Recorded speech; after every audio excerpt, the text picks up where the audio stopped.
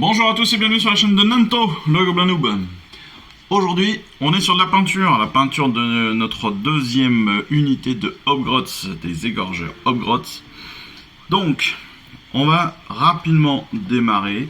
Alors vous avez vu comme d'habitude, je les ai sous-couchés en blanc. Eux, ils nous proposent comme d'habitude des sous-couches de couleurs.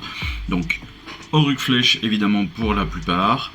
Et puis après, il passe sur les couches de base avec le Catachan, le Respawn, le Conrad, le Leadbetcher, comme d'habitude hein, pour les parties métalliques, pour les cordages. Le Respawn aussi pour tout ce qui est plus, pas pour les cordages, mais plus pour les sangles, les petites choses comme ça. Le Catachan pour le bois. On utilise pour la première fois officiellement le Runelord Brass. Alors le Runelord Brass, je rappelle, c'est un peu plus bronze. L'idée étant de diversifier un petit peu les couleurs sur les parties métalliques. Voilà.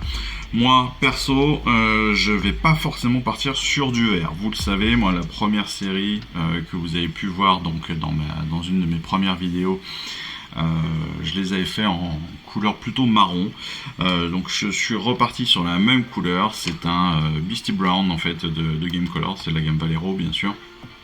Vous connaissez, en tout cas si vous ne connaissez pas, vous le savez maintenant.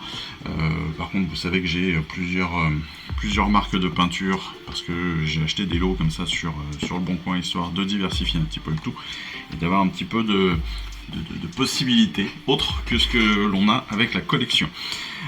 Donc je vais utiliser ce Beastie Brown pour faire la couche de base de mes Hobgrots et puis après comme d'habitude on reviendra dessus.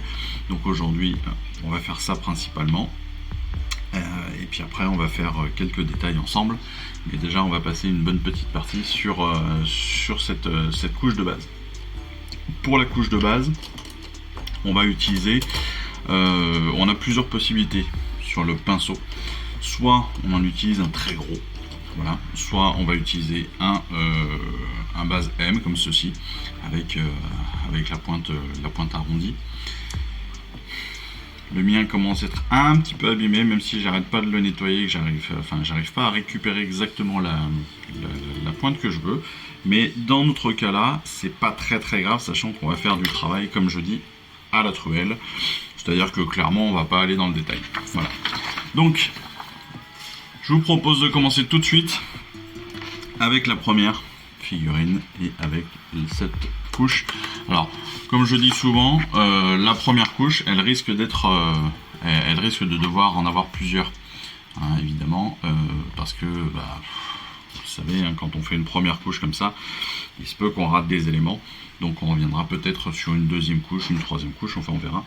Voilà, donc j'ai déjà préparé ma peinture, elle est déjà là sur ma palette humide. Donc palette humide, hein, comme vous avez vu, pour ceux qui ne suivent pas, elle est différente depuis le début, forcément. Pourquoi est-ce qu'elle est différente? Eh bien parce que je l'ai refaite. Je l'ai refaite avec une boîte encore plus premier prix et avec des éléments encore plus bizarres. Mais elle me convient complètement cette fois-ci, même s'il y a encore quelques petites odeurs. Je n'ai plus les problématiques que je pouvais avoir sur la première mouture que j'avais pu faire, c'est-à-dire j'ai plus de problématiques de moisissure. Donc ça c'est déjà très bien. L'odeur, elle, ça vient évidemment, pour ceux qui utilisent ce type d'outils, ça vient évidemment en fait simplement de l'eau qui stagne et du mélange avec la peinture qui se fait petit à petit.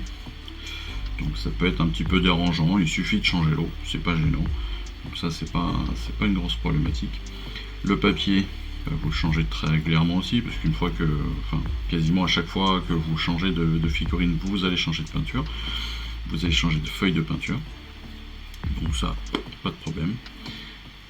Donc voilà, c'est mine de rien, la petite solution que j'ai trouvée, donc en mettant un petit grillage là, pour aérer la boîte en elle-même, pour éviter que ça pourrisse à l'intérieur, parce que même quand il y avait plus d'eau, juste le fait que ça traîne comme ça au fil de l'eau,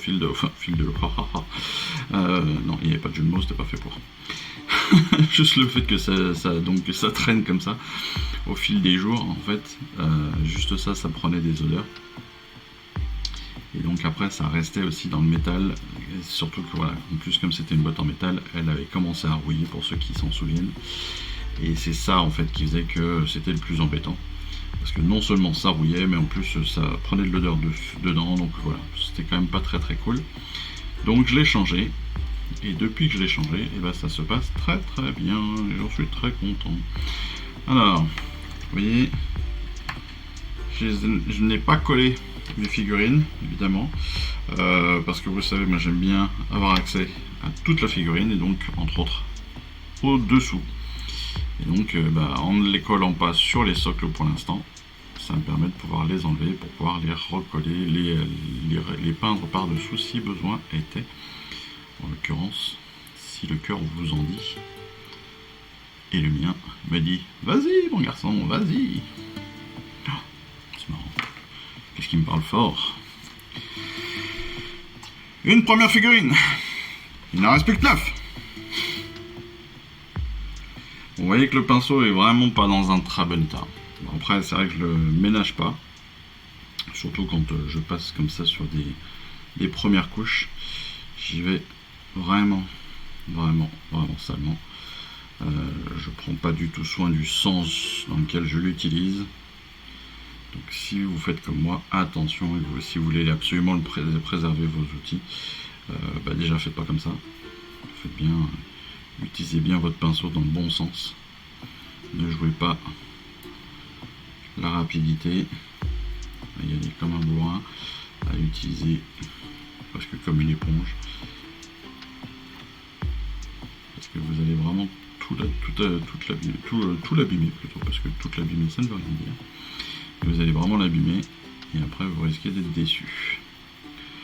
Là encore une fois, moi j'ai pas de souci là-dessus, d'autant plus que voilà, c'est un pinceau que j'aime beaucoup, mine de rien, parce que quand vous l'avez, il est hyper pratique, je trouve, parce qu'il est bien. La mine et la mine.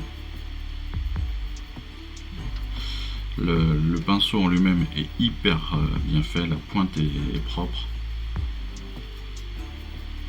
Même si c'est un synthétique, même si sur le principe c'est un premier prix, c'est pas un premier prix, voilà. Disons qu'il est quand même, quand vous le comparez à d'autres marques, mine de rien, les citadelles sont quand même beaucoup moins chères que certaines marques. Mais bon, on est aussi sur des produits qui sont beaucoup moins intéressants que certaines marques aussi. Je sais pas avec quoi vous peignez, si vous êtes passé sur du Da Vinci, si vous êtes passé sur du Raphaël, du Artis Opus encore plus, sur des marques comme cela.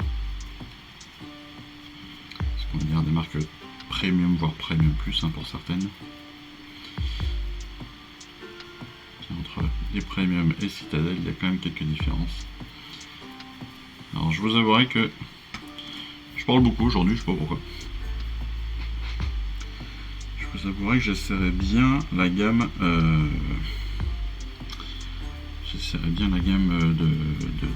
de Green Stuff World, qui apparemment est plutôt pas mal. Toute la gamme Kolinsky, les silver entre autres, les gold et silver. Donc je pense que je vais essayer de me faire offrir ça bientôt. C'est bientôt mon anniversaire, je vais en profiter. Demander à ma gentille chérie d'amour si je ne peux pas me faire offrir ça pour mon petit anniversaire. Surtout qu'ils sont, alors apparemment, ils sont de très bonne facture. Ils sont assez résistants. Ils tiennent bien la peinture, ils tiennent bien l'eau. Donc dans l'utilisation, ils ont l'air assez cool, apparemment. Et ce qu'il y a de mieux, parce qu'il y a en plus, entre guillemets, un petit bonus à tout ça, c'est qu'en plus, ils sont pas hyper chers. Dans le sens où, si je ne me trompe pas, ils sont à, je crois, 30 ou 40 euros les 3 ou 4. Ce qui, pour des pinceaux plus ou moins premium, est pas du tout cher. À titre de comparaison, les Artis Opus, je crois, c'est 30 ou 40 balles la pièce.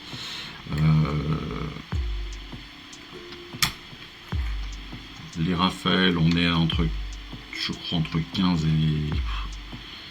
Si vous prenez des très grandes tailles, ça peut monter, je crois, jusqu'à quasiment 100 € sur des détails 6-7, il me semble. Je crois que ça peut monter quasiment jusqu'à 100 € le pinceau. Donc clairement, on n'est pas sur les mêmes sphères, quoi. Donc là, 40 balles des 3 ou 4. Si c'est le cas, c'est quand même le bonheur.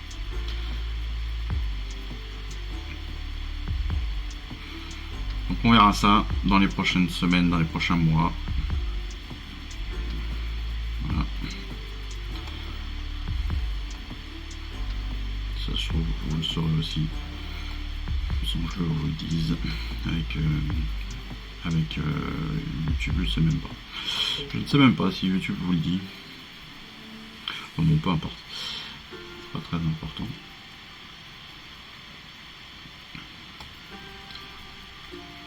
Donc c'est quand même à noter, c'est notre deuxième série d'Upgrots. Donc ça c'est très bien, c'est très cool. Ça veut dire qu'on va avoir plein de figurines Upgrots à jouer. Alors, c'est pas mes préférés parce que c'est pas les plus efficaces. Clairement. Si vous avez déjà joué les Upgrots, vous savez que c'est assez rarement eux qui font la décision. Voilà, parce que c'est quand même pas non plus... c'est bien parce qu'ils sont 10. Mais c'est pas des foudres de guerre dans le sens où ils sont quand même pas hyper puissants, quoi. Ça c'est un peu emmerdant. C'est d'ailleurs un peu un reproche qu'on pourrait faire à la plupart des Cruel Boys, hein, d'ailleurs. Même si moi j'adore les peaux vertes, en l'occurrence là des marrons. Mais c'est pareil pour les... C'est d'ailleurs pareil pour mes préférés pour les Gloomspite. C'est vrai que c'est pas les plus balèzes, qui se prennent régulièrement des raclés. Et que pour gagner, je pense, avec eux, il faut être vraiment bon. Et en plus avoir les dés un petit peu de son côté, ce qui peut être intéressant. Après, je pense que tactiquement, ils peuvent avoir un truc super à faire. Il doit certainement y avoir un truc super à faire avec. Mais voilà, il faut le savoir. C'est quand même pas les plus balèzes. C'est pas les plus balèzes du monde.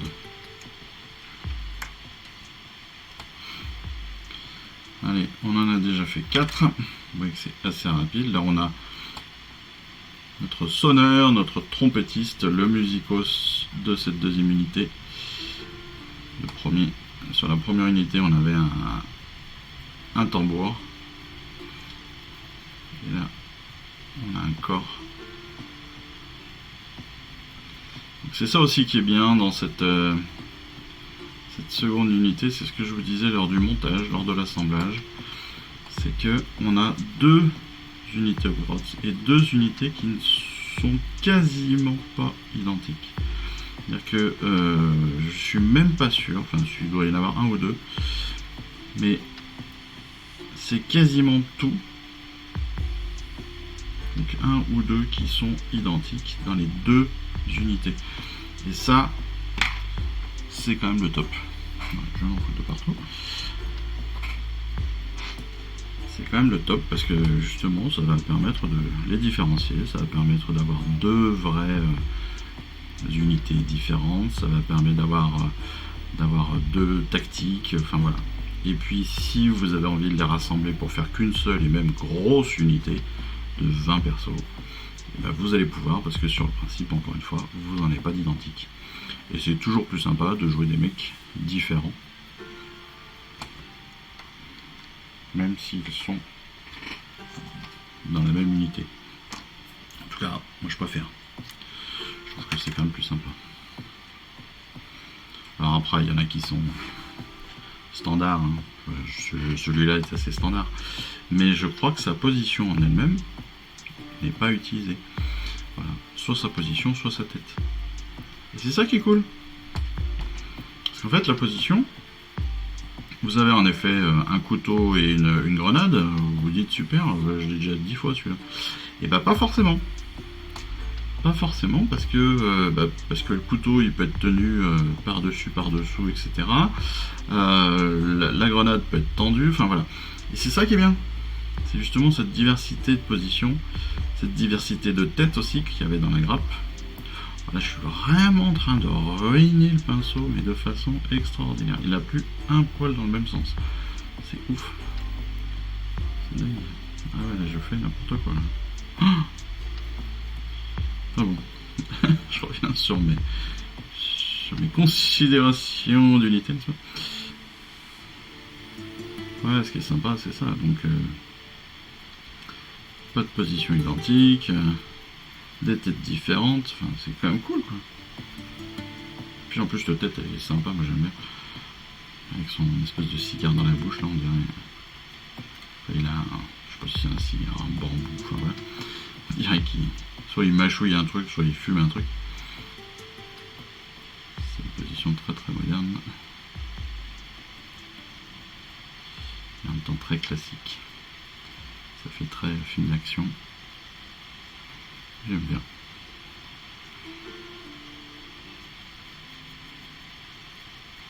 Alors je vais... Ouais, en fin de compte, je vais pas passer 2 couches, je vais en passer qu'une seule. Parce que c'est déjà pas mal couvrant. Les différences de teinte qu'il peut y avoir sur un même personnage me permettra aussi d'avoir une espèce de comment ça s'appelle, d'ombrage naturel, on va dire. Un peu comme si ça avait été de la peinture contraste. Ou si j'avais déjà mis du shade dessus, sachant que évidemment il y en aura à la fin, entre autres.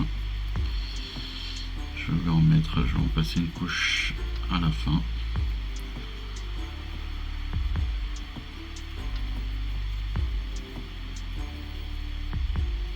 Oui, pourquoi est-ce que je passe très souvent, quasiment chaque fois, une couche de shade à la fin? Tout simplement parce que je suis sur du niveau tabletop. Il faut pas se leurrer, mis à part quelques unités que vous allez vraiment vouloir peindre jusqu'au bout. Le niveau de tabletop sera amplement suffisant pour 99,9% de vos peintures. Niveau tabletop, c'est en gros, voilà, c'est vous peignez comme il faut, vous mettez plus de, je crois qu'il faut 3 peintures minimum, un truc comme ça. Donc 3 couleurs minimum sur la figurine. Et puis c'est surtout que voilà, ça représente quelque chose sur une table, ce soit propre, soit joli. Même si vous n'êtes pas le meilleur peintre du monde, c'est pas grave. Le tout, c'est que ce soit peint. Voilà. Et puis après, vous allez avoir évidemment 2-3 figurines que vous voudrez faire un peu mieux. Dans la collection, je vais prendre des exemples de Indrasta, bien sûr. Ça va être aussi, bien sûr, le Mokrusha. Ça va être les Slogoth pour les Gloomspites. Enfin voilà. L'idée, c'est déjà tous les premiums, bien sûr, vous les peindrez peut-être certainement mieux que la plupart des figurines de base. Mais c'est aussi quelques boss, quelques champions que vous allez faire comme il faut. Voilà. Puis c'est surtout les unités que vous préférez en fait. Vous allez vous dire, je veux passer du temps dessus parce que je veux qu'il soit magnifique.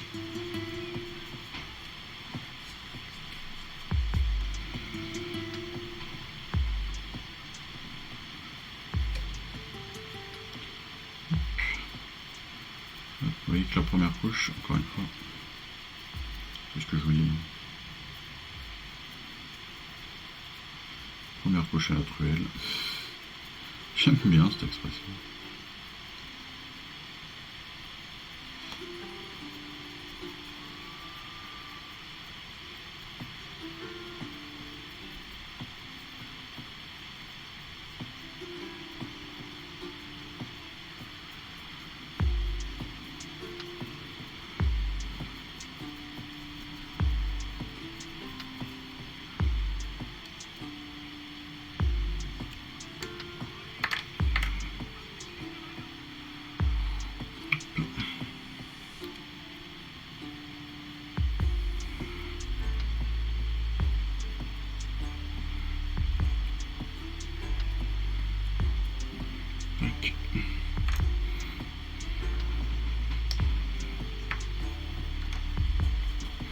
Avec encore une fois, voilà, c'est des éléments de peinture qui sont pas obligatoires. Mais que je fais quand même par habitude.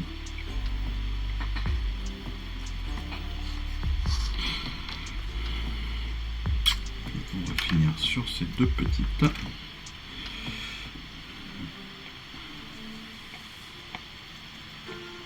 J'aurais presque bien calculé la peinture, je pense à une figurine près, pour une fois.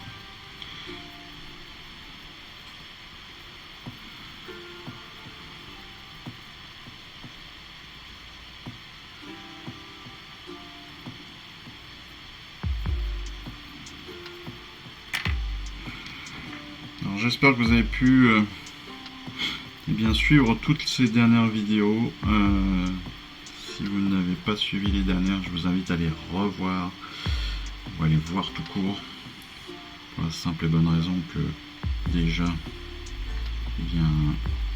j'ai continué à avancer sur les batailles. Voilà, donc j'en ai réalisé des nouvelles, j'ai fait de nouvelles mises à jour. Donc les mises à jour de cet été, vous allez pouvoir voir la bagarre, la bagarre. Et ça c'est cool. Alors, parmi les dernières que j'ai tournées, vous verrez qu'il y a 2-3... il y en a quand même qui sont assez balèzes. Il y a surtout des déroyés assez mythiques. Donc voilà, si vous les avez pas vus, n'hésitez pas. Je vous spoil pas à la fin. Mais il y en a où c'est assez violent. Il y a des batailles assez violentes. Vous le verrez. Allez. Et on est sur la dernière. Là, on est sur le boss. Le boss qui est reconnaissable avec son chapeau, avec son casque à pointe.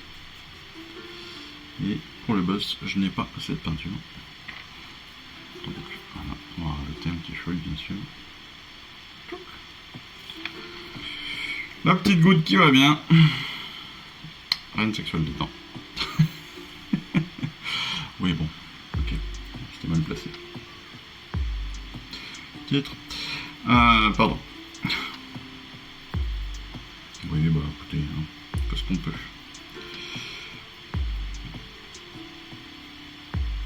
C'est le problème d'avoir une jeune adulte et puis d'écouter pas mal de séries débiles. De regarder pas mal de séries débiles à mes heures perdues. Ce qui fait que derrière, on a des blagues pourries. Comme c'est le titre de ta dernière sextape, qui se traduit chez nos ados par titre. Si un jour votre enfant de 12, 13, 14, 15, 18 ans ou plus vous sort titre, vous saurez ce que ça veut dire. Voilà. En gros, vous venez de dire un truc qui pouvait être tendancieux et qui pourrait être réutilisé pour le titre d'une sextape. Voilà. En l'occurrence la vôtre.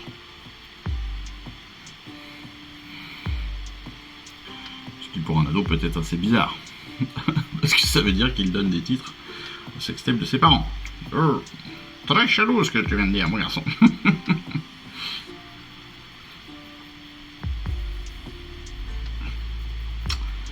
Et voilà, c'était la fin. Oh là là, finir une peinture sur ce type de phrase, c'est magnifique.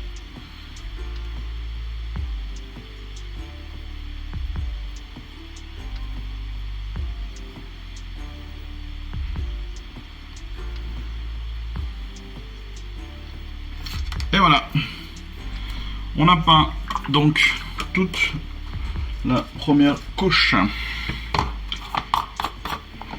Et on va, vous le voyez, passer au nettoyage, parce que là, il y en a besoin. Alors, première couche de nettoyage, d'abord bien dans l'eau. Voilà. Deuxième couche de nettoyage dans ma peau avec un fond 3D pour essayer de séparer un petit peu. Voilà. Séparer un petit peu le tout. Alors dedans, il y a aussi de l'eau, du vinaigre, du produit à vitre, voilà, des produits un petit peu, entre guillemets, un petit peu agressifs, peut-être trop agressifs d'ailleurs pour les poils. Et puis derrière, hop, petit nettoyage tout simple au shampoing. C'est du shampoing pour ce qu'on appelle, c'est du shampoo brush cleaner. Voilà.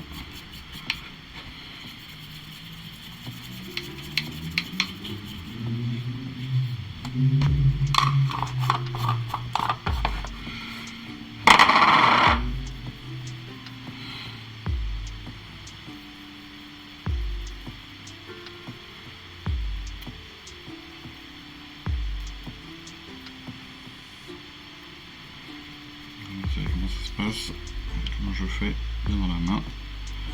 Hop.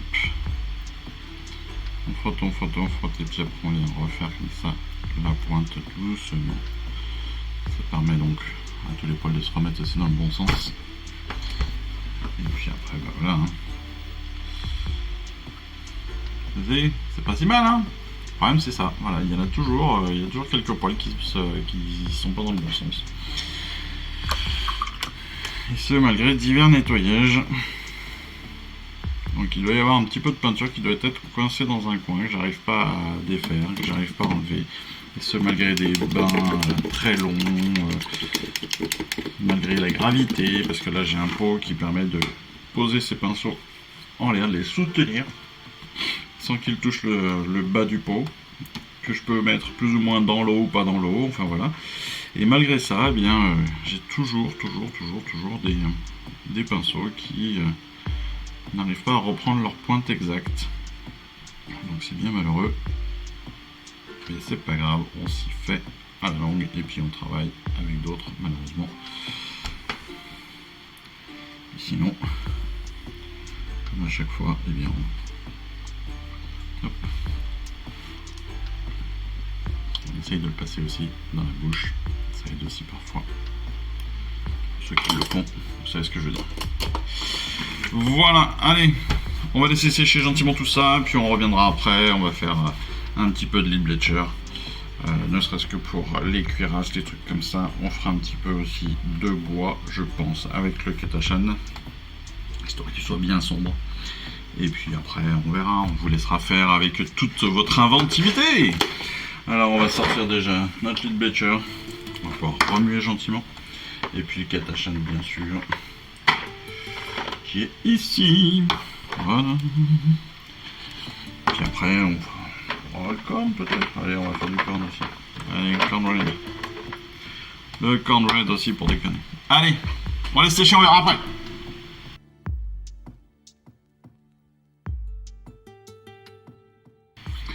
On se retrouve pour faire un petit peu de lid bleacher.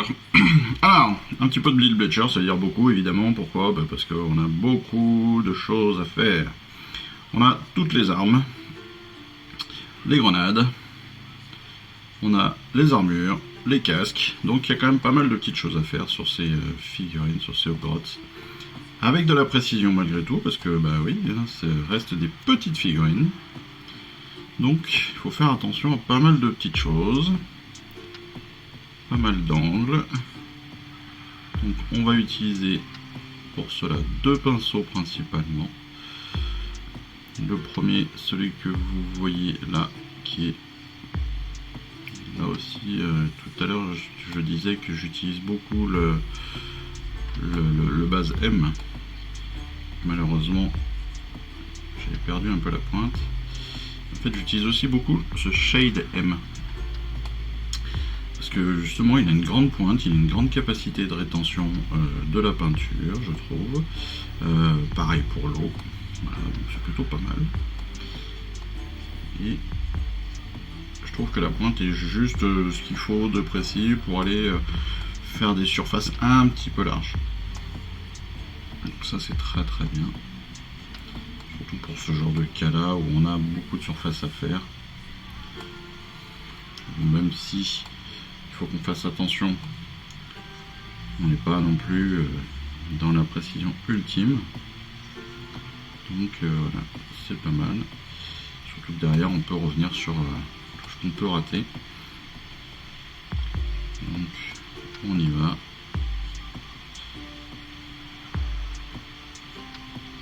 Et puis surtout que ce que je disais, c'est que derrière, moi si j'ai besoin, je vais utiliser un pinceau plus fin pour venir faire les petits derniers détails, les rebords, les retours, etc. etc. Donc ça va. On risque pas grand chose. En l'occurrence, vous voyez que même là, même les bords inférieurs des casques, on peut les faire avec. Si on a un petit peu, si on fait un petit peu attention.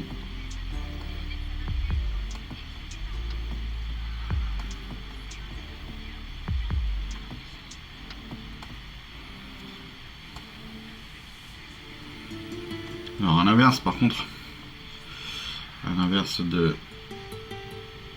du marron, on va mettre un petit peu plus de temps. Parce que même si on peut y aller sec, forcément ça va être plus long. Ça va être plus long parce que plus précis.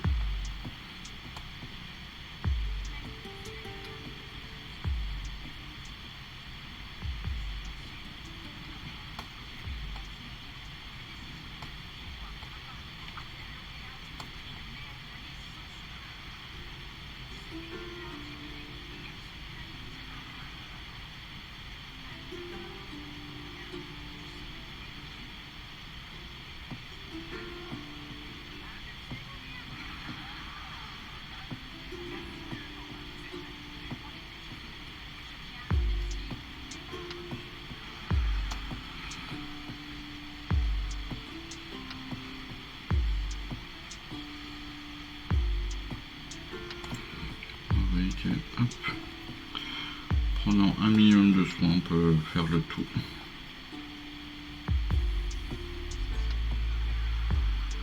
Une fois l'idée étant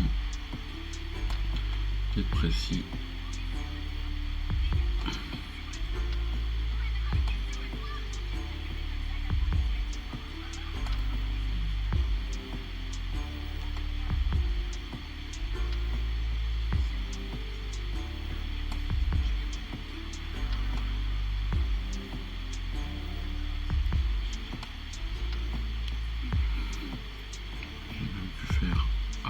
L'arrière de la plaque. On vérifie si on n'a rien oublié. On pourrait faire un petit manche. Le manche de l'épée. Enfin pas le manche mais le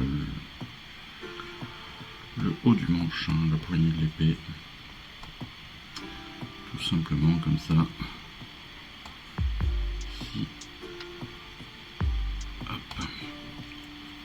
Si j'ai un oubli. Si je ne pense pas la repeindre, eh bien elle sera déjà peinte.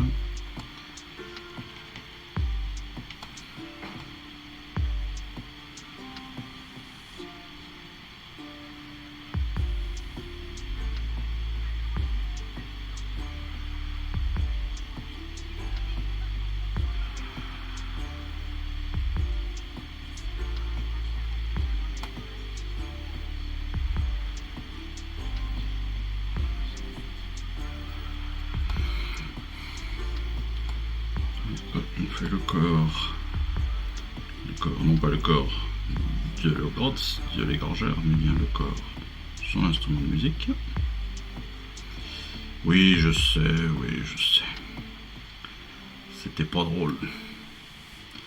Qu'est-ce que vous voulez? On peut pas être drôle tout le temps, hein. On peut pas être à 100% tout le temps, quoi. Je veux dire. Si déjà j'arrive à être à peu près potable la moitié du temps, on est déjà pas mal.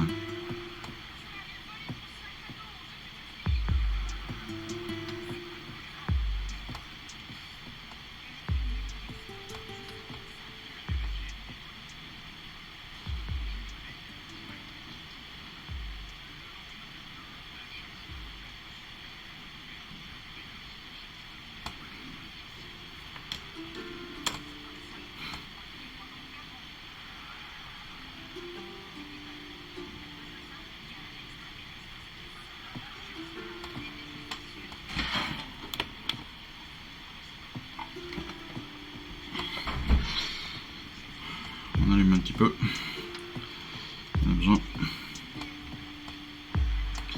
On a besoin aussi forcément.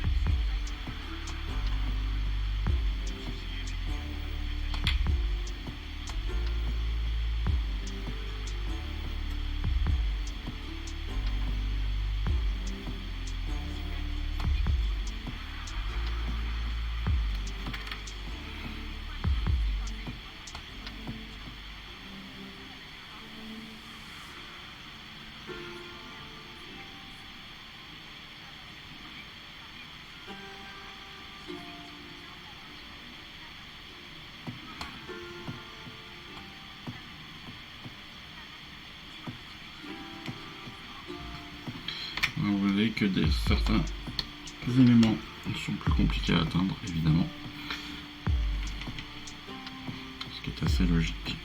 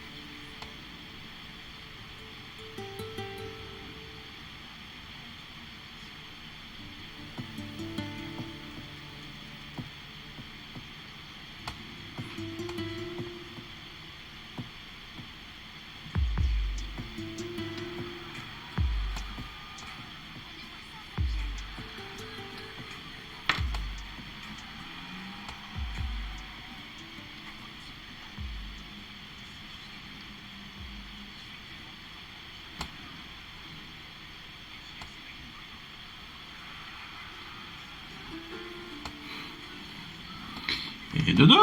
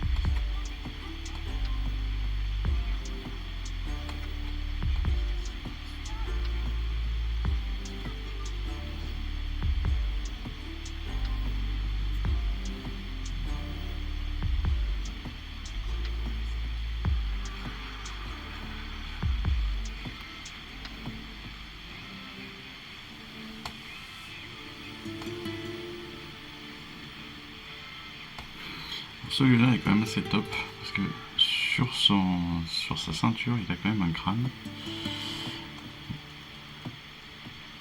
Alors vous savez, hein, je sais, on va pouvoir me le reprocher peut-être potentiellement, mais oui, j'adore les figurines. Citadel, ça c'est clair. Je le dis à chaque fois, de toute façon, donc je ne me gêne pas. Mais encore une fois, avec un niveau de détail comme ça, c'est compliqué de pas aimer. Hein.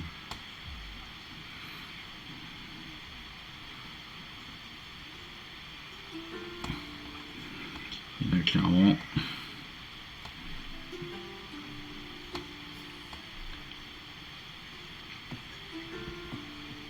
c'est toujours pas mes figurines préférées.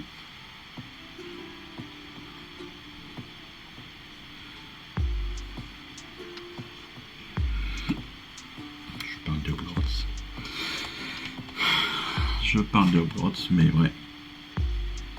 Quand même, on a un niveau de finition qui est assez top. Et pourtant, c'est pas des figurines toutes neuves, hein. C'est des figurines déjà qui ont plusieurs années, les Hogwarts, les égorgeurs.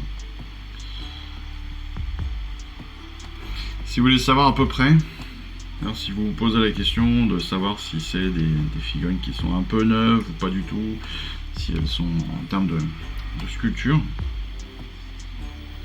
vous pouvez avoir une idée avec les grappes. Parce qu'en fait sur les grappes, il y a la date normalement, il y a l'année de fabrication, je crois, ou sculpture, je sais pas, mais fab c'est sûr.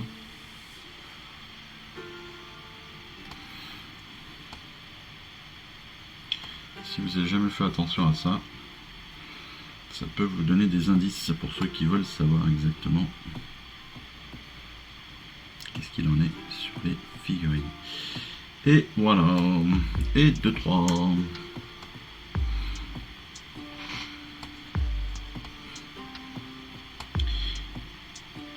Choubidou. Oh. Choubidou. C'est pas mal ça. Il y a peut-être que les vieux qui savent d'où ça peut sortir ce choubidou là. C'est sûr que... Alors je vous donne un indice, c'est pas très connu. En tout cas ça l'était un peu plus dans les années... Fin des années 90, ouais, milieu des années 90 on va dire. Et je vous donne un autre indice. C'est un humoriste qui est canadien. Et qui est québécois même, ou canadien je crois d'ailleurs. Il est même pas, je suis pas sûr qu'il soit québécois mais il est canadien. Il a fait entre autres les choux gras du festival Juste pour rire à l'époque.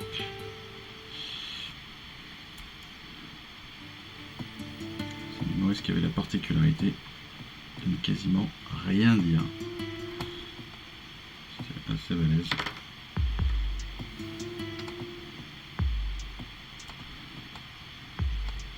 Si vous découvrez ça, je vous invite vraiment à voir ça sur internet.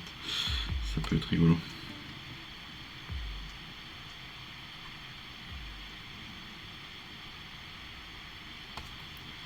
Hop là.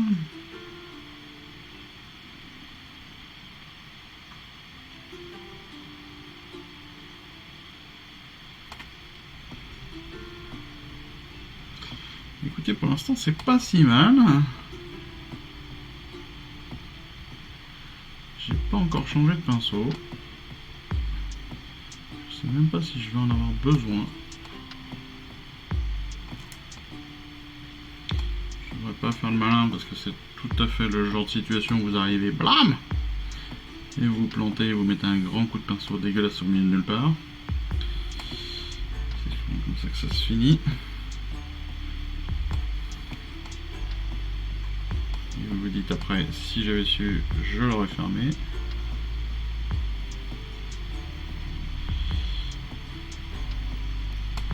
Pour l'instant, on tient le bon bout.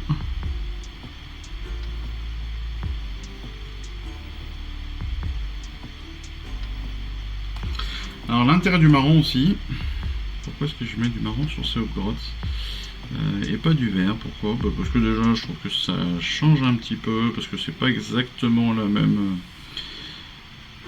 Je trouve que c'est une faction annexe, on va dire, des orques, des Cruel Boys. Hein, je les prends plus pour des servants, entre guillemets.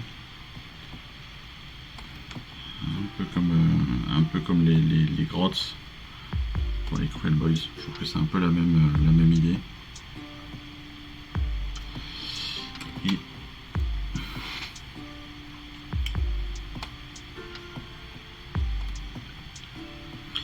Et hop, j'en profite là parce que je m'aperçois que au séchage, j'ai 2-3 pointes de marron qui ne se sont pas faites comme il faut. Hop.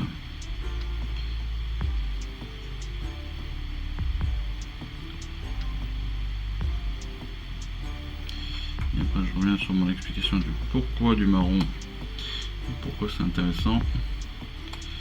Alors donc le marron parce que donc comme je disais, parce que pour moi c'est pas tout à fait le même type de faction que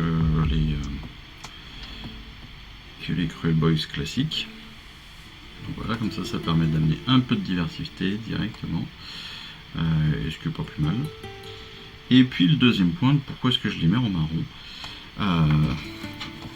c'est tout simplement, c'est par fainéantise, je dirais presque. Pourquoi par fainéantise? Parce qu'en fait, lorsque vous mettez votre... Oh là là, très fort ce que je viens de faire. Je vais baisser un peu de son. Merci. Donc je disais, une fois que vous allez avoir mis votre lead Bletcher, si vous avez mal mis votre lead Bletcher, ça peut faire des petits effets de rouille. Voilà. Ce qui pour des Hobgrots va parfaitement bien. Donc on en profite. Et voilà. Je veux dire, c'est une bonne façon d'améliorer notre peinture sans le faire exprès ou tout en le faisant exprès. Enfin voilà, vous avez bien compris ce que je voulais dire. C'est parfait. Je trouve que ça complète parfaitement la chose.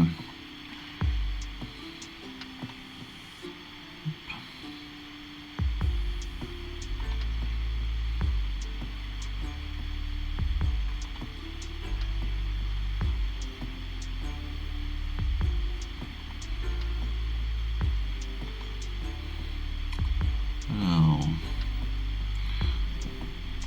tout dire, je suis en train de me chercher une petite salle en même temps. À mettre en fond. Hop là.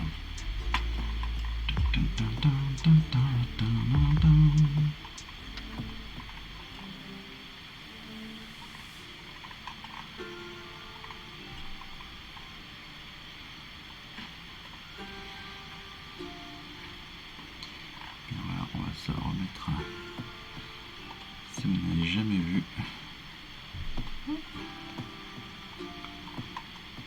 La troisième saison de Vox Machina qui ne devrait pas tarder. Exact, c'est pour le 3 octobre. Si vous ne connaissez pas Vox Machina sur Amazon Prime, je vous invite à le regarder, c'est assez sympa. C'est D&D par excellence. C'est fait par les mecs de Critical Role, je crois, ou Critical Play, je sais plus. Enfin bon. Par une bande de joueurs, en fait. Par une bande de joueurs de Donjons et Dragons, qui à la base faisaient des parties entre eux, qui se sont mis juste pour comme ça, un petit peu presque pour délirer, à les filmer. Ça marchait tellement bien qu'ils ont été contactés pour en faire même des dessins animés. Ils ont aussi des figurines pop à leur effigie, enfin la totale.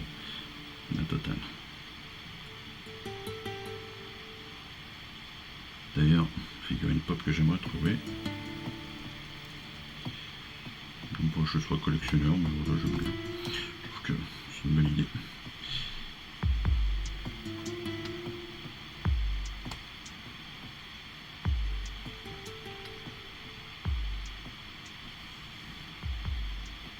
D'ailleurs, si quelqu'un les a, n'hésitez pas à les garder. Pourquoi? Parce que certaines d'entre elles valent de... Bon, alors pas une fortune, hein. Mais il y en a une ou deux qui dépassent les 100 balles pièce, je crois. Parce qu'elles sont introuvables aujourd'hui. Donc ça devient des pièces de collection. Voilà, pour ceux qui ne le savaient pas. Et oui, des figurines pop, c'est comme le reste. C'est comme les cartes de jeu. Certaines valent des prix pas possibles. Hop là.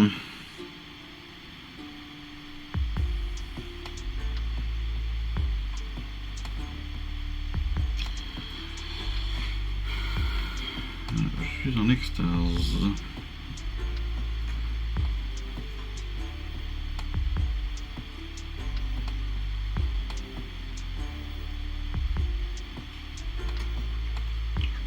Ça n'a aucun sens.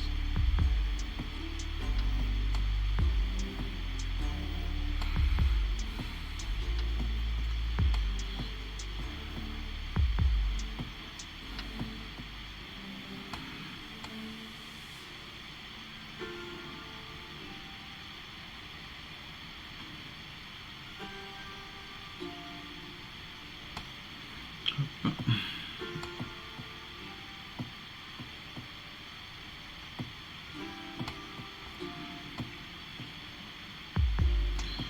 Voilà. Sur cette figurine là, c'est un peu plus compliqué que sur d'autres. On tombe sur la peinture arrière au mollet. Bon bah voilà. Hop. Pas trop en mettre pour pas peindre le mollet, justement, pas peindre l'arrière de la jambe. Bon, les Bleachers, je vais préserver un petit peu les couleurs, c'est parfait.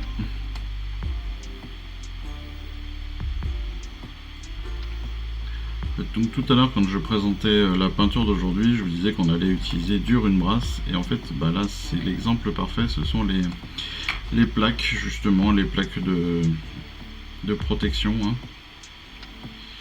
que l'on a un petit peu de partout, sur les jambes, sur le torse, etc. Et en fait c'est tout à fait le genre de truc où vous allez pouvoir entre guillemets vous faire plaisir avec le Runbrass, parce que justement vous allez pouvoir soit en peindre quelques-unes en Runbrass, soit bien faire des détails aussi. Je vous donne l'exemple là sur les plaques de torse par exemple. Plaques de torse et plaques de ventre, hein, c'est la même. Et bien vous avez des pics dessus. Moi les pics personnellement je les fais en Runbrass. Ouais, ça les fait bien ressortir. Et puis encore une fois ça donne un petit peu de... Vous voyez, tout bêtement. Vous voyez, un petit peu de Runbrass ou un petit peu de rétributeur qu'après vous passez au shade. Et ça donne du relief à votre figurine, ça donne du relief à votre peinture comme d'habitude. Et c'est toujours sympa.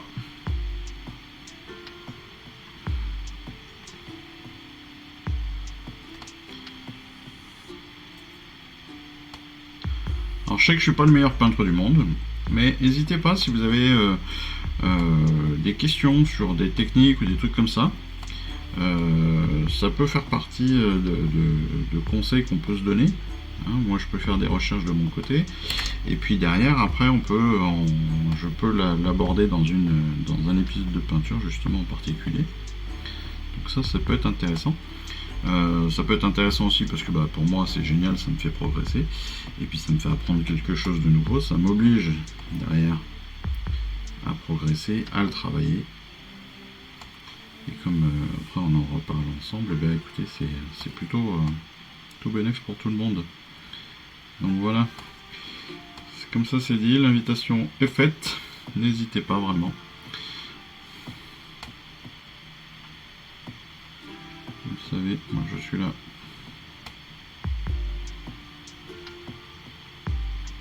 pour m'améliorer. Je suis là aussi pour essayer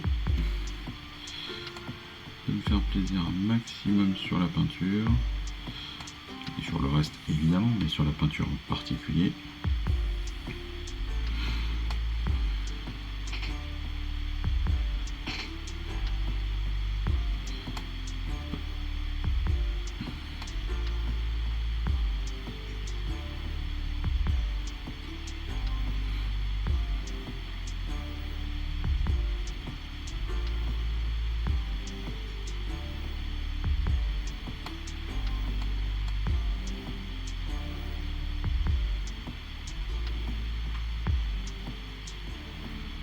Attention aussi dans votre peinture, en particulier là donc pour les Hobgrots bien sûr,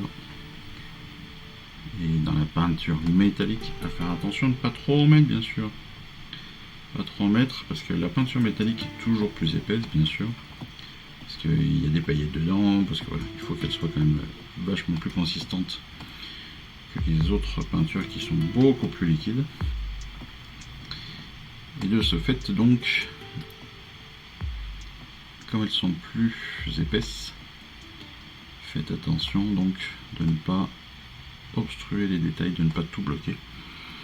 En particulier donc pour le torse, pour toutes les écailles en particulier, hein, les plaques de protection que vous avez sur tout le corps, surtout que au niveau de la ceinture en particulier, on a pas mal de petits détails on a des griffures, on a des petites choses comme ça sur les ceintures, enfin, sur les plaques. Donc attention à pas tout griller, à pas tout bloquer, à pas tout repeindre et à pas trop passer dessus.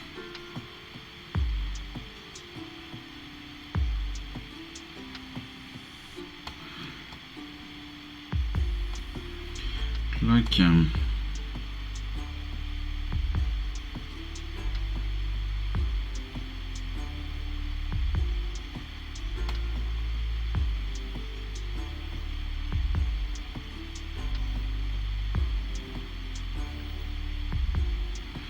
Alors bon, revenir à Vox Machina, qui en plus c'est une bonne série, hein, c'est une très bonne série animée. Vous avez un des personnages qui est assez amusant, qui en soi est le plus amusant d'ailleurs, quasiment. C'est le personnage du barde. Il y a une anecdote qui est absolument géniale. Moi j'ai découvert, je suis tombé sur une vidéo sur YouTube je crois, enfin un reportage sur eux justement. Et en fait ce qui est absolument génial, c'est que le personnage en lui-même, c'est un des créateurs de la série, donc il le tient. Et en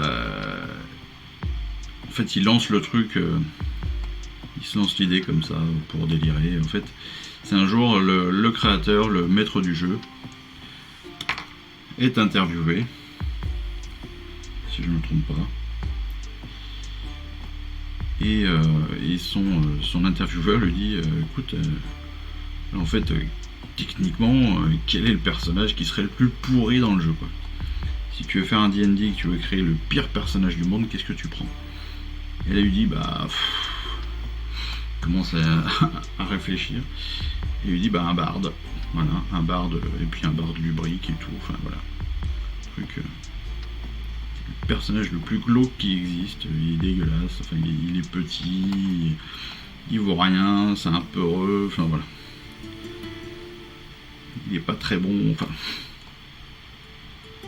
Et pour jouer en fait, il se lance le défi en gros de monter ça. Et donc le personnage principal devient un des personnages principaux, donc est un barde comme ça. C'est marrant.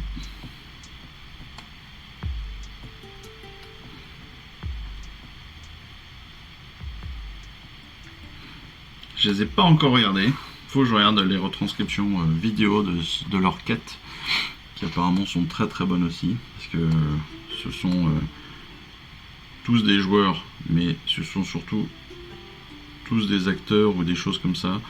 Donc ce sont voilà, c'est des gars qui jouent non seulement pour jouer, mais qui jouent aussi par passion.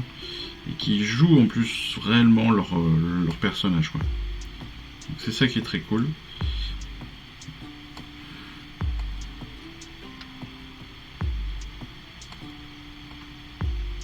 Et ils arrivent même, et ça vous le verrez, vous pouvez le voir aussi dans des vidéos comme ça de reportages sur l'équipe. Ils ont fait intervenir plein de célébrités qui aiment jouer à Donjons et Dragons. Donc il y a quand même du Vin Diesel, il y a des trucs comme ça. Et il y en a un, je ne connais jamais son nom. Il est ultra connu. Hein. C'est un gars qu'on voit dans plein de séries, dans plein de films. Et le gars il vient, mais il tue tout, quoi. Il tue tout. C'est un fou furieux. Donc le mec il est vraiment très très bon en plus à D&D. Et il est invité et apparemment donc c'est... Alors moi qui connais pas bien Donjons et Dragons, à un moment il fait un move qui apparemment est un move d'anthologie. En fait avec l'équipe il tue le plus gros des méchants possibles et imaginables dans Donjons et Dragons. Et plutôt que de faire la fête avec les autres, il se barre avec le butin. comme un sale.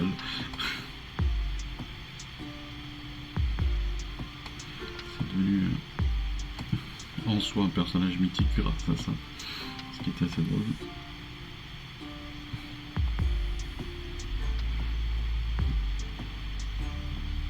Ah, lui il est venu, il a vu, il a vaincu lui complètement. Jusqu'au bout.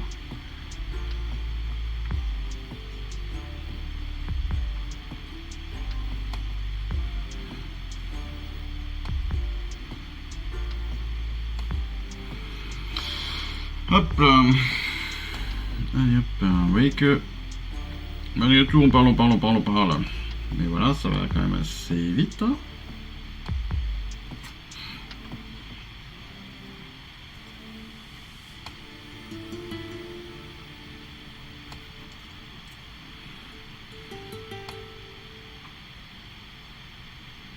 Alors ce mois-ci, mine de rien, ça fait quand même pas mal de figurines hein, à peindre.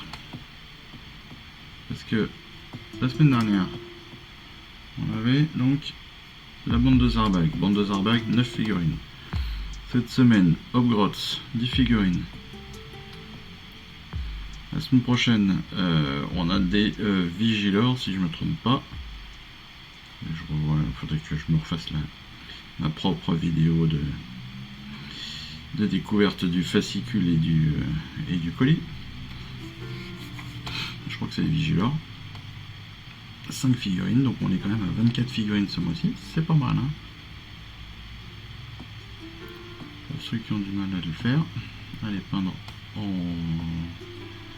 continu. Ça peut faire un petit peu de retard.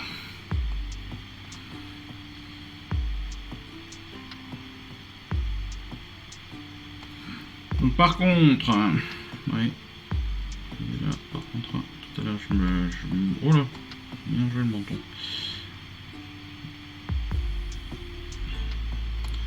Petite trace, petit raté sur le menton.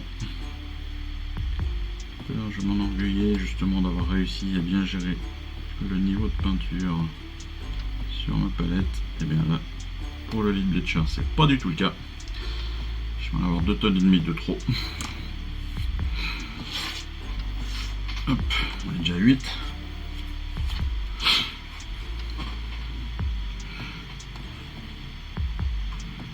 Vous avez vu que je n'ai toujours pas changé de pinceau.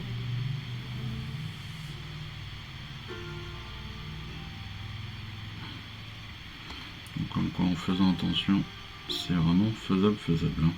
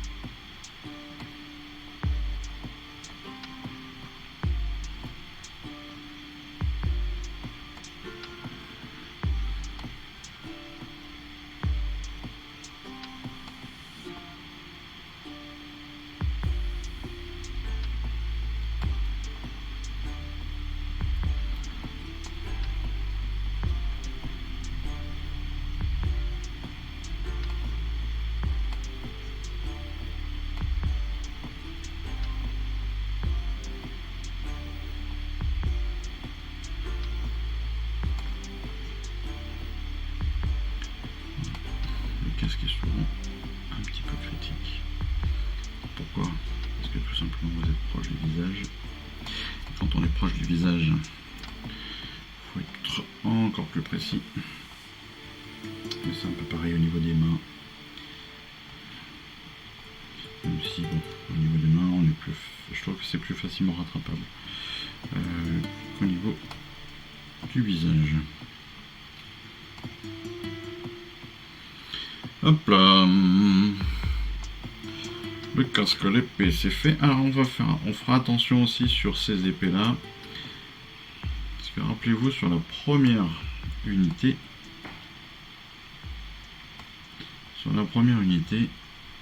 on avait du sang qui traînait sur l'épée. Vous savez, il tenait l'épée au-dessus de sa tête. Le boss, le champion. Là, il ne tient pas l'épée au-dessus de sa tête, il tient deux épées, et les deux épées en fait sont maculées de sang. On a deux traînées de sang qui coulent de nos épées, donc attention vraiment, là c'est ce que je vous disais tout à l'heure, attention à la quantité de peinture que vous allez mettre, parce que là c'est le meilleur moyen pour planter votre truc.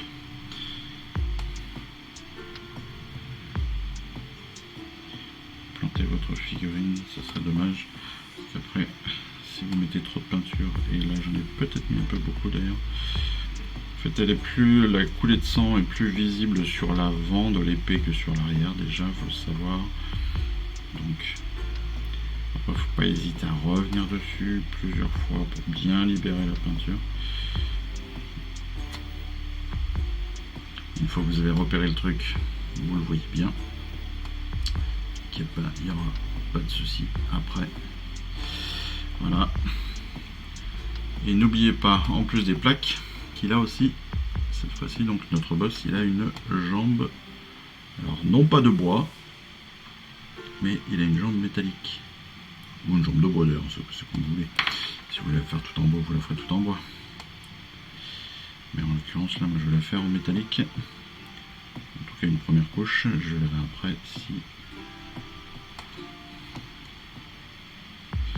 je la reprends ou pas dans une autre teinte.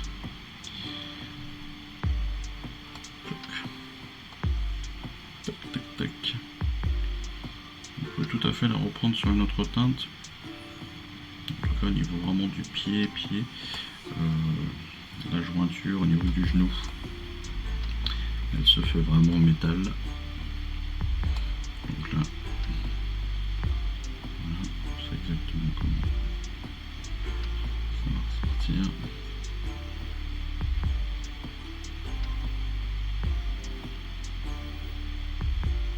Alors autant là le métal, bon, on a pu le faire avec ce pinceau un peu épais, parce que c'est aussi les premières couches. Donc tous les détails à côté ne sont pas faits. Une fois que le métal sera fait, une fois qu'il sera bien sec, on fera attention à ça. Les éléments d'à côté devront très clairement être faits avec un pinceau beaucoup plus fin.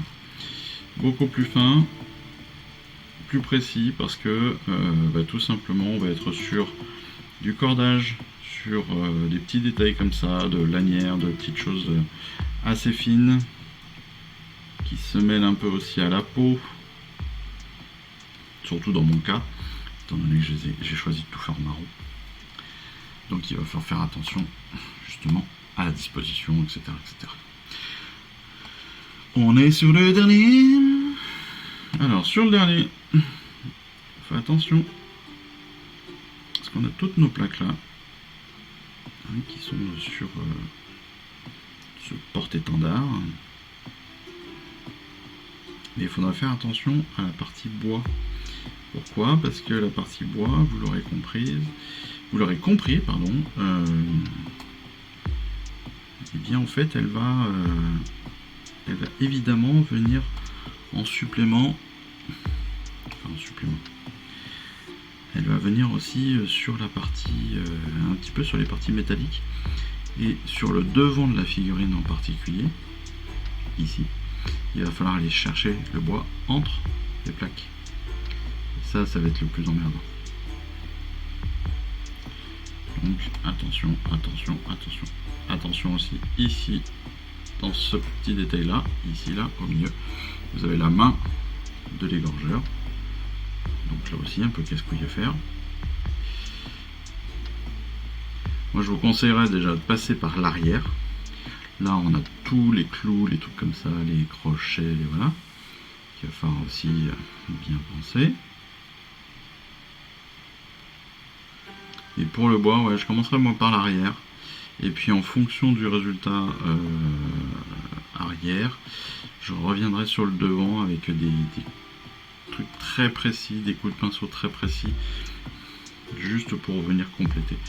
Parce que je pense que en gérant bien le visuel arrière, on doit pouvoir venir compléter en grande partie l'avant, à mon avis.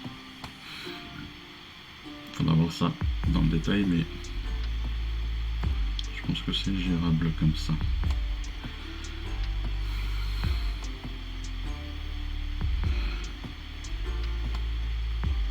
Je suis un petit peu emballé là sur la quantité de peinture.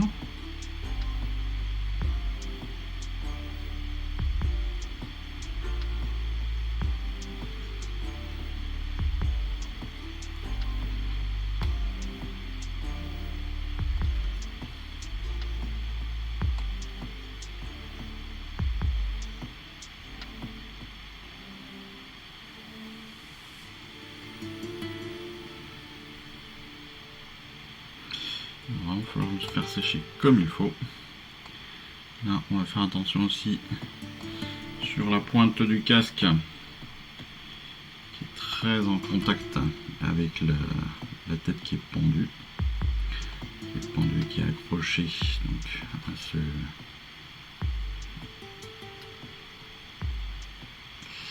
ce porte-étendard. Si c'est pas tout à fait un étendard, hein. Mais bon.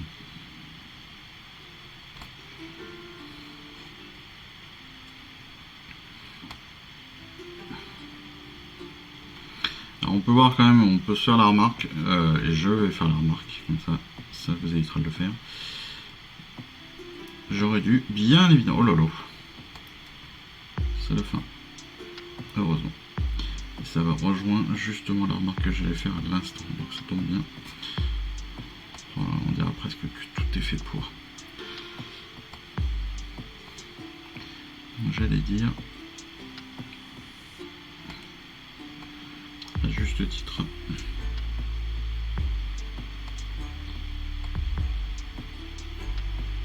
j'allais dire à juste titre qu'il faut bien, n'oubliez jamais, c'est ce que j'ai fait là.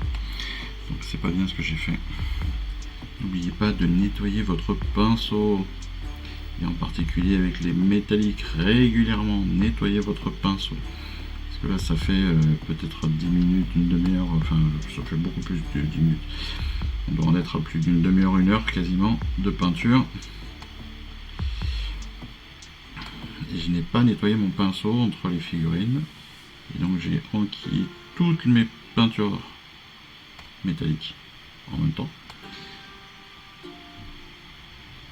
Ça, c'est pas gênant. C'est vous qui le sentez.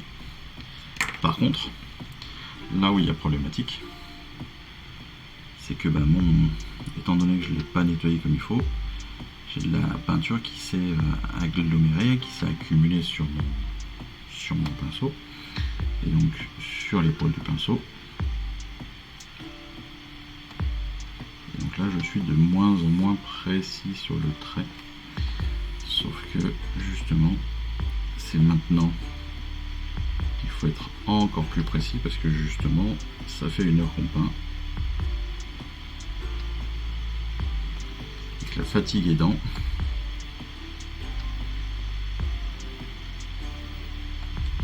Parce que je ne sais pas vous, mais peindre, mine de rien, c'est crevant. Pourquoi c'est crevant? Parce que tout simplement il faut y mettre de la précision, il faut y mettre voilà, tout ça. Donc c'est vraiment fatigant. Vous transpirez parfois à grosses gouttes.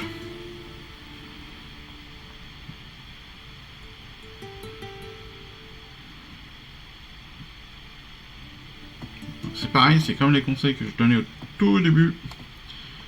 C'est sur le fait qu'il fallait garder un maximum espace de travail propre pour le respect de l'autre, des autres, de sa chérie, de sa maman, de son chéri, enfin voilà, de son chat, de son chien, enfin, peu importe, on s'en fout.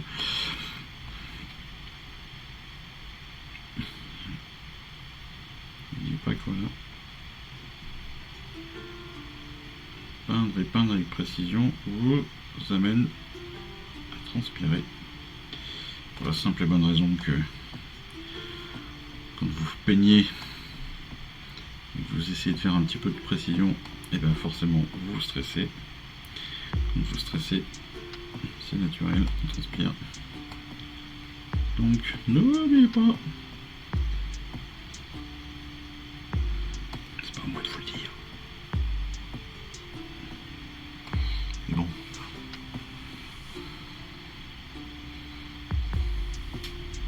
Voilà. Hein, vous savez ce que je veux dire. Alors voilà, c'est fini. Et ben voilà, on a fait les 10. On est pas mal. Et oh, on est pas trop mal. On va passer au Catachan Flèche. Pourquoi? Bah parce que en fait j'ai qu'un seul élément de bois, techniquement. Donc c'est parfait. Je vais le faire tout de suite. Non, je vais pas le faire tout de suite.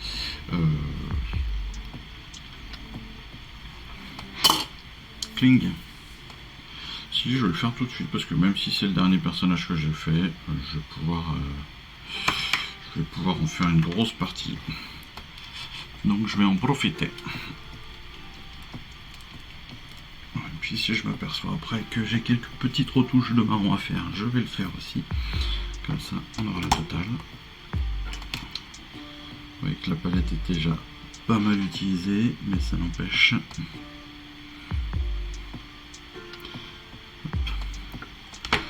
3 petites gouttes. Et ça suffit.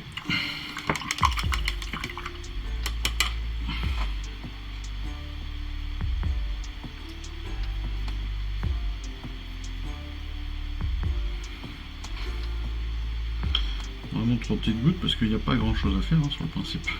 On a un manche en bois.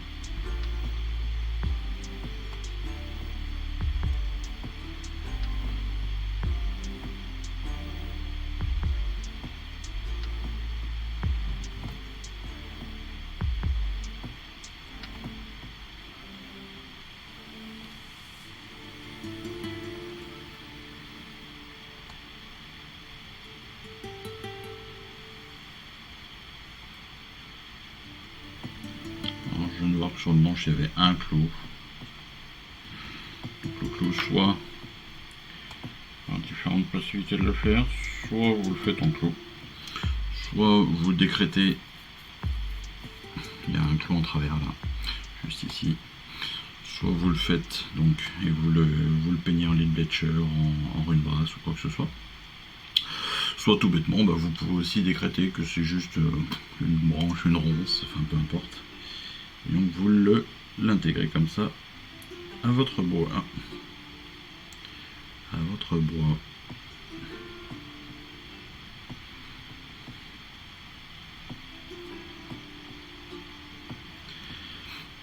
J'aurai forcément au moins 2 couches à faire de Catachan Flèche. Parce que mine de rien, on est quand même sur du métal. Et d'autant plus là, sur du métal qui est même pas encore sec. Donc, grosse erreur de ma part, bien sûr.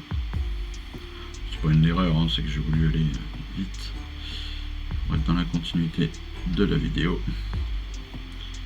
Ce qui fait que j'ai du bois légèrement métallisé. C'est un peu particulier. C'est pas grave.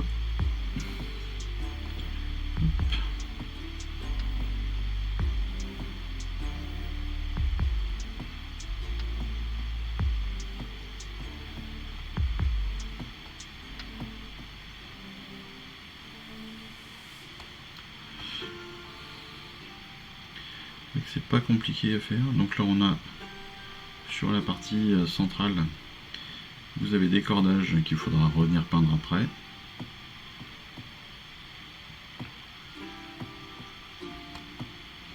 Là aussi de façon assez classique. Que les cordages, on va avoir plein à faire sur toutes les figurines de toute façon. Donc c'est pas très gênant.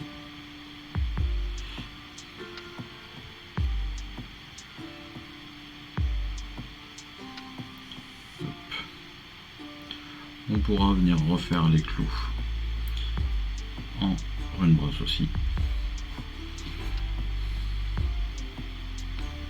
Et là, donc les parties un peu délicates, je disais, donc au niveau entre les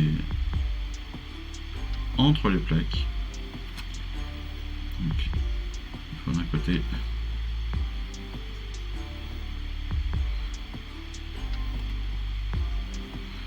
voilà. Et ça se fait très facilement malgré tout. Tac, bah écoutez, c'est pas si mal.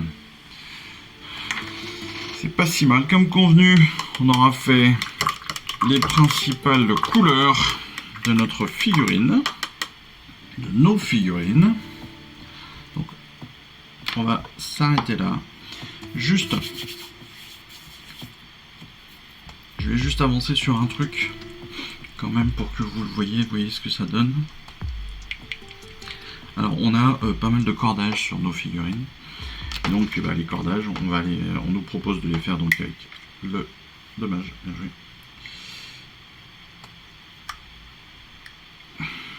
Alors tout ce que je déteste. Tout ce que je déteste. Voilà. Tac. C'est fou comme ça colle cette peinture comme on en perd, c'est dingue. Alors, donc là j'en ai plein les doigts, ce n'est pas grave. L'habitude. Vous avez l'habitude de me voir avec les mains pleines de peinture. Donc le corn red. Hop. J'en ai déjà un petit peu sur ma palette. Voilà. Pareil, n'en mettez pas trop parce que là on est que sur une... On va être que sur des détails maintenant. Alors on a fait vraiment les deux couleurs principales. Le marron, enfin le vert en l'occurrence. Et puis là, le Bleacher. Pour le corn red, on va être vraiment sur du détail. Et donc pour le détail, en fait, on va faire les cordages. C'est ce qu'il nous propose de faire dans le fascicule. Donc les cordages, attention, il y en a beaucoup. Bon, principalement sur le devant, sur l'arrière, on sera plus... les cordages sont sous la ceinture, hein, principalement. Donc, que j'avais dit on en a principalement devant, non c'est pas vrai, il y en a partout, devant, derrière. Donc, attention à vos coups de pinceau, d'accord, parce que là ça va être très facile d'en mettre plein le métal, de s'en mettre plein les jambes aussi, pas les vôtres, les leurs bien évidemment. Donc,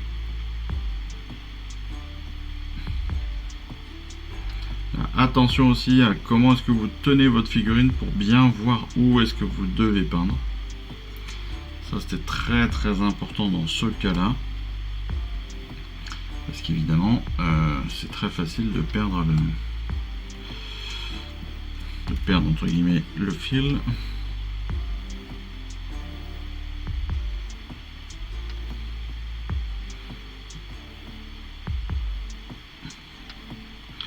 Quand vous voyez pas bien, vous pouvez peindre facilement tout et n'importe quoi. Donc, attention aussi donc là à votre éclairage, etc., à la position de vos mains.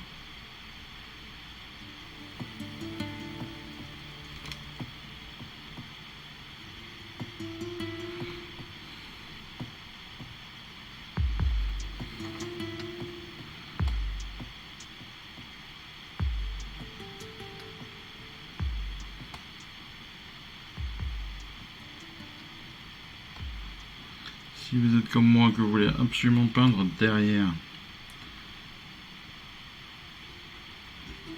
évidemment, bien attention attention à vos coups de pinceau. Encore une fois, allez peindre sous les jambes, ça n'est pas obligatoire. C'est vraiment vous qui voyez comme vous voulez, jusqu'où vous voulez aller.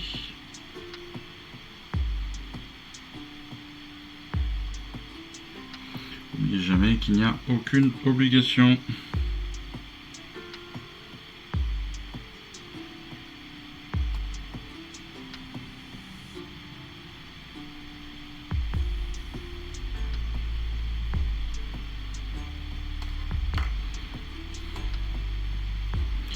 Je ne me rappelle plus exactement quand est-ce que j'ai prévu de mettre en ligne cette vidéo.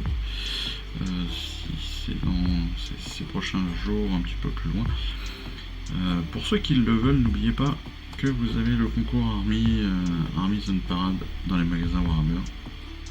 Pour ceux qui le voudraient,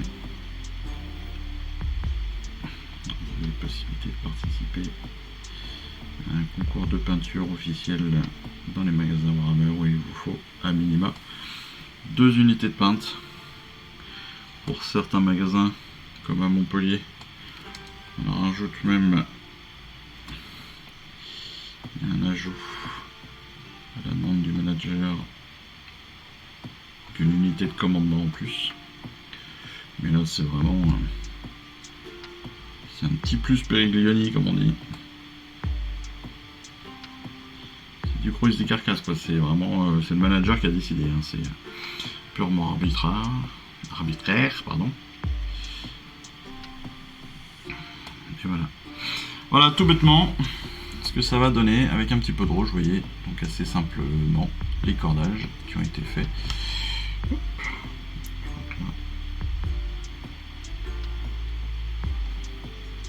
Voilà, donc les cordages qui ont été faits en rouge, en corn red, le lead Dutcher, et puis donc le vert ou le marron, hein, suivant la couleur que vous avez choisi, qui viendra donc compléter le tout. Voilà, écoutez, on va s'arrêter là pour aujourd'hui. J'espère que cette vidéo de peinture vous aura plu. En termes de détails, eh bien, continuez comme ça, hein, vous voyez à peu près ce à quoi ça va ressembler à la fin. Si vous allez plus loin, bah, évidemment ça peut aller sur ce type d'éléments là, ou bien plus, bien évidemment. Je ne suis pas encore sur la vérité exacte, mais vous voyez quand même qu'il y a pas mal de choses à faire. Je me demande si je n'avais pas fait un petit brossage à sec avant de les repeindre. Mais bon, peu importe. Je me pose des questions en direct. Et voilà.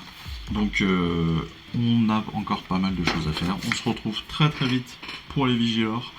Encore une fois, je crois que c'est ça pour notre numéro, je sais plus, 30, 31, 32, je sais plus. Mais voilà. Écoutez, en attendant, je vous souhaite une excellente fin de semaine. Je vous remercie encore de m'avoir suivi. Et puis, je vous dis à très très vite. Allez, je vous embrasse. Ciao, bye bye.